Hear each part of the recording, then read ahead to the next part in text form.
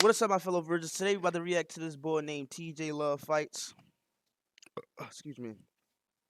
But we're about to react to the downfall of Tai Tuivasa and the quote unquote fat heavyweight build. I got something to say. I gotta get it off my chest, but Tai Tuivasa, bro, like, he should just go to WWE, bro. But let's get right into this video, bro. Let's see what this guy got to say. What the hell happened to Tai Tuivasa? I love Tai Tuivasa, but man, it's tough to see him fight these days. This past weekend, Tai added a fourth loss to his punishing losing streak and got finished again, this time by marching Tabora on his back, beating the hell out of him from his back and getting a rear naked choke. And this fight in particular showed just how shallow Tai's skill set is and how little he has improved, given how he was trying to use his quote-unquote grappling to get back up to his feet. And by grappling, I mean he was trying his hardest to Derek Lewis and just get back up using pure power. This is following 3 bad stoppages in the last year or so, and this has dropped Tai Tuivasa all the way to number 10. Damn. Fuck. Which is crazy to think about considering just 2 years ago, Tai Tuivasa was the number 3 ranked heavyweight contender. Yeah, I forgot about that too. Tai was the number 3 ranked heavyweight facing Cyril Gane, who was the interim champ at one point. And again, it's crazy to think that Tai Tuivasa had a solid possibility at facing John Jones for the title. So what went wrong? How did Tai Tuivasa damn near get to the pinnacle? Bro, that's fucked up, bro. This sport is just like, it's fucking crazy, bro. Of the UFC heavyweight division and then fall off as quickly as he rose. And most importantly, what does the fall off of a guy like Tai Tuivasa mean for the heavyweight division? Is the skill level of heavyweights finally catching up to the other divisions, and is this build of heavyweight not viable anymore? But you know who's a heavyweight that's not built like this? Me. As you can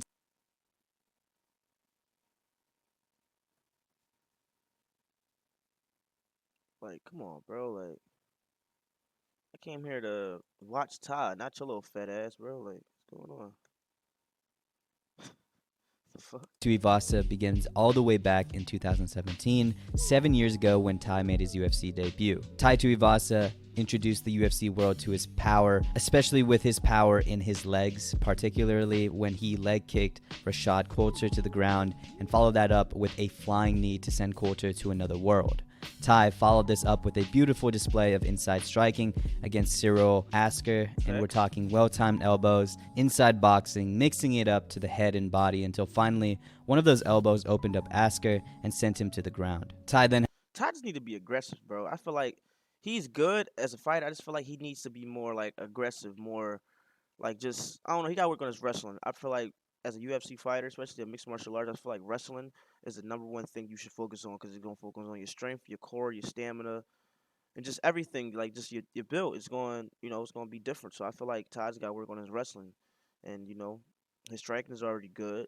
His leg kick is already good. I feel like he's got to, I won't say slim down, but he just got to have more horsepower, I like to call it. But it is what it is. He's going to come back regardless if we like it or not, because this is his job. So unless he's a fucking Aquaman movie, but who knows?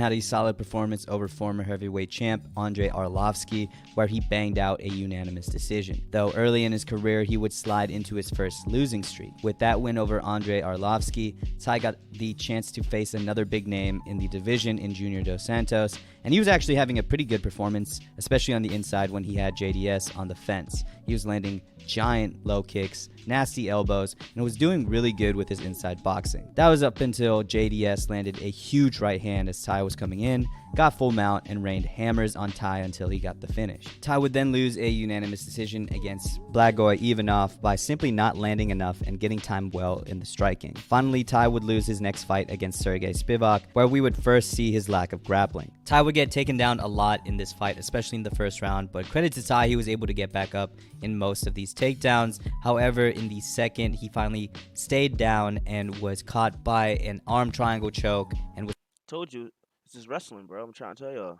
put to sleep. But all of a sudden, Tai would flip the script from being on a bad losing streak to a career-defining winning streak. It would start with his beatdown of 7-foot giant Stefan Struve, where Tai would bring Struve to his world by backing up the giant to the cage and utilizing inside boxing, eventually finding a heavy uppercut, ending this fight entirely. Tai then made quick work of Harry Hunsucker, which started with a well-timed right hand, followed by another sending Hunsucker to the ground for some ground and pound and an eventual finish. Then we would finally get to Tai's first breakout performance, at least to the greater casual audience. I can say I just feel like for the casuals, I feel like it would have been Derek Lewis and him, but it is what it is. In an early firefight against Greg Hardy, Tai himself got rocked bad by a Hardy right hand, and when it looked like Greg Hardy was going to close out the show, it was Tai Tuivasa who came back with a huge left hook while backing up to the fence, and it was Tai who closed out the show. This would be followed by a classic shoey off the fence that would make him a huge fan favorite. Tai would then take care of Augusto Sakai with blazing fast hand speed and melted Sakai on the fence. And of course, this was followed by another iconic, disgusting shoey. This star-defining win streak was finally topped off with by far Tai Tuivasa's biggest win in his Bro, I just peeped that, bro. He was 11 and Lewis was 3, and he fucking did it. That was crazy. It blew my mind when I was watching this. career when he faced UFC heavyweight legend Derek Lewis in his hometown of Houston in the co-main event of a major UFC card. The first round was still a testament to That was a long time ago. how bad Tai Tuivasa's grappling is, in particular his takedown defense, as after a lot of clinching came a takedown by Derek Lewis. And the only reason why Tai was able to get back up was because Derek Lewis was looking to land bombs and not keep Tai on the ground, so Tai just ate a couple big shots to get back up. Derek Lewis would again be able to trip Tai and close out this round. Did y'all see throughout all his fights, he keep getting taken down. Keep trying to tell these motherfuckers. Ty, you watching this? Anybody around watching this? Just every 3 or 4 days, or I say a week person, I just feel like he just need to wrestle. That's it. He can shut. You can spar, wrestle. I just feel like Ty need to just get more body control, bro. I just feel like a lot of fighters are just fucking up right now. This is why Khabib was undefeated, because he know what everybody was lacking. Even if you were good or this and that, everybody lacks wrestling. Wrestling plays a big part in the body, especially in your mind, bro. Especially your stamina. But I'm just a YouTuber, right? I don't know what I'm talking about. Thankfully for Tai Tuivasa, the second would play more to his strengths, as the two bowling balls chose to keep the fight standing and banging. Each man would have their moments until Tai landed a giant left hand that rocked Derek Lewis to the cage, giving Tai the opportunity to land a short but devastating elbow. And I've said this before and I'll say this again, as nasty as the elbow was, judging by the way Derek Lewis fell, I honestly think he just gave up. But no matter. This was a monumental win for Tai Tuivasa. This would skyrocket him from number 11 to the number 3 ranked contender and set up a banger of a match in Paris against Ciryl Gane. And I feel like this fight doesn't get talked about as much as it should, and it was personally my favorite fight of the year. But Tai came out this fight super patient, actually, and kept moving forward and trying to cut off a slick Ciryl Gane, and at times caught him with some nasty leg kicks and strikes. The second would start the same way, with Tai stalking Ciryl while he was landing consistently on the outside, until suddenly Tai found his timing with a huge overhand right hand that took Gane to the ground. And man, in another universe, Tai would be all over Ciryl Gane and finish this fight and become the number 1 contender. But in this universe, as soon as Ciryl Gane got rocked, he found Tai's weakness, his body. Ciryl immediately came back with a giant body kick and punches to the body that would prevent Tai in the second from getting a finish. Ciryl kept putting the pressure on Tai with heavy strikes to the body, and they were definitely affecting how Tai was moving. And of course, the pressure would finally catch up to Tai Tuivasa as Ciryl came upstairs to the head and finally took down Tai with a series of punches. And maybe I'm a delusional Tai Tuivasa fan, but I really thought that despite this loss, simply due to the fact that Tai was able to knock down Ciryl Gane, something Francis Ngannou wasn't able to do in their championship Facts. I didn't even realize that. Yo, real shit. fight, I thought that Tai was at least going to stay in the top 5, maybe have some good fights with some top contenders, and boy was I wrong. I'd first get a taste of how wrong I was when Tai went up against a legit top contender in Sergey Pavlovich, and he got absolutely ran through in less than a minute. It started with getting dropped by a Sergey jab, and Tai always tries to recreate that success he had with answering fire with fire in the Greg Hardy fight when he gets hurt, but this time that didn't work with Sergey, as Sergey dropped him again with a right hand and ended him right then and there. In less than a minute, Tai's face went from this to this.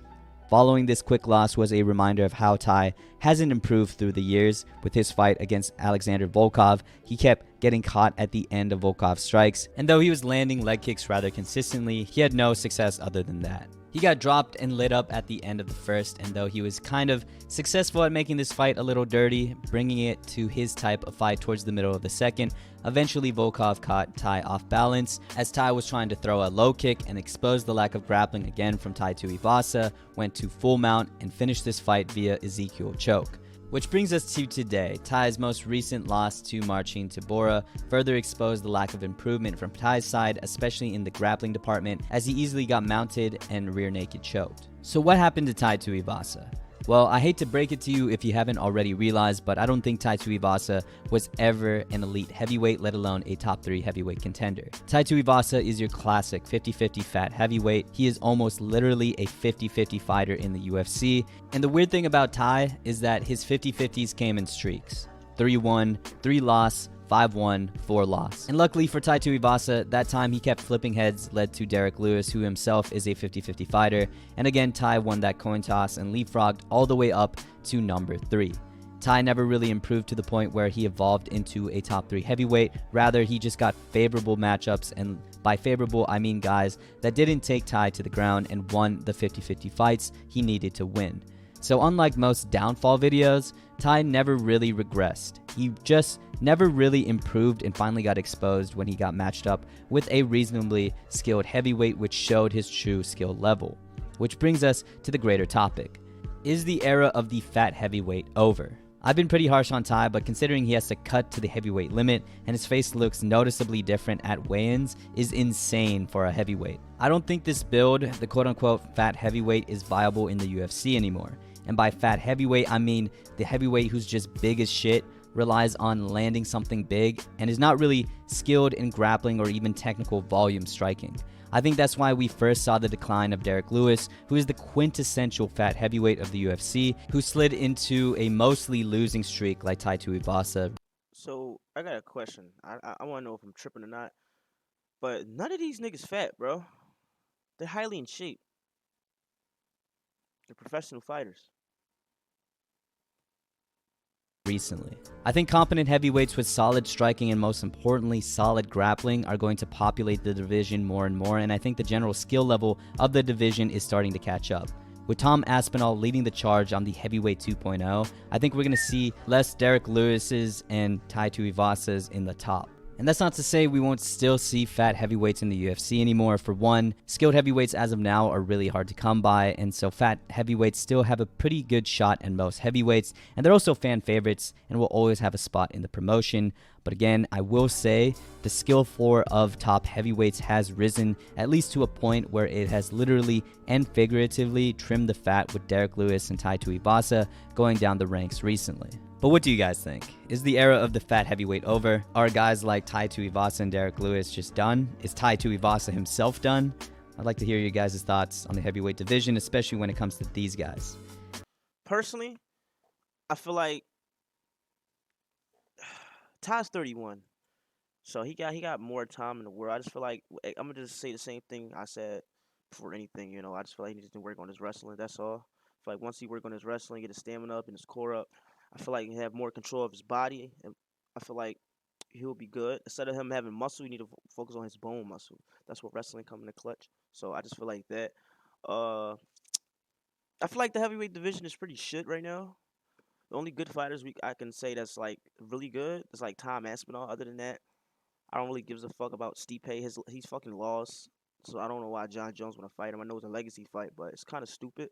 And I love John Jones, but I'm kind of mad that he won the belt only because I'm not saying I want him to lose nothing. I'm just feel like he's a gatekeeper. Like he just grabbed the belt and just locked the door. Like he's taking too long, bro. Like you're kicking. teenagers or college students or whatever the fuck you doing at festivals and shit. Tom Espinal touching your shoulder. You like, nah, like, what are you doing, buddy? Go to the gym, get skinny, call up Dana, tell him you ready, and let's do business. Get it out the way. You just taking too long, bro. I feel like I just want to see this nigga fight, bro. That's it. I just want that out of the way. I want weight classes to be active again. I want it to be active because right now, like about yesterday, a fucking dude got bit. Like, come on, bro. Like, I'm not trying to watch that. This is not niggas trying to like. This shit is crazy, bro. I want to watch UFC every Saturday with the guys. I'm not trying to fucking watch bums, bro. I want to see top fighters, bro. So fight, bro. You feel me? But one thing we learned today is that always train, always stay active, man.